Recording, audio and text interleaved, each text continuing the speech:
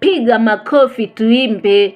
Tunaimba kuhusu maswali ya ushairi, jinsi yanavyoweza kutokea na jinsi yanavyopaswa kujibiwa. Wimbo ni mtamu. Tuanze sasa. Haya. Nimepata siri ya ushairi, umbo linanzalisha bahari.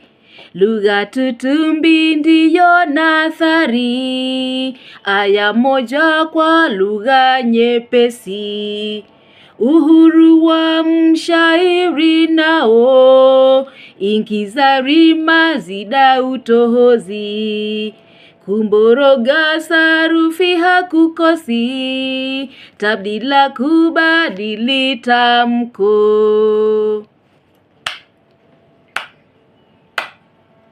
Msamiati utakuwapo, ujibiwe sawa na ufahamu. Tamathali za lugha nazo pia, tashibihi si tiyari zipo. Toni ni hisia za mshairi, nafsi nenewa mlengwa yule. Nafsi neni ndiye mshairi, anawakilisha watu gani? Maudhui ujumbe wa shairi, masuala gani yatokeza? Dhamira ni lengo la mshairi, jibu lianzie kwa kitenzi. Anwani nayo ni wazo kuu, lasisitizwa kwa kibwagizo.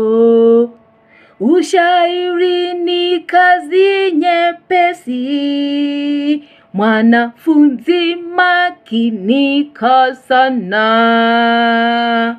Halafu, si umeona maswali yote yapo? Umbo, maswali ya umbo, ukiyapata, eti shairi lina mishororo minne katika kila ubeti. Hayo majibu ya umbo yanakupatia bahari. Sasa unaanza kupatia shairi majina kulingana na umbo lake. Haya, nyingine. Lugha tutumbi ni lugha nathari. Andika aya moja kwa lugha nyepesi maneno yako mwenyewe. Uhuru wa mshairi tafuta, anza na zile nyepesi. Kumboroga sarufi ya kukosi, mazida haikosi, ingizari ni kufupisha maneno, utohozi kwa pale. Toni, angalia mshairi anajihisi vipi akisema.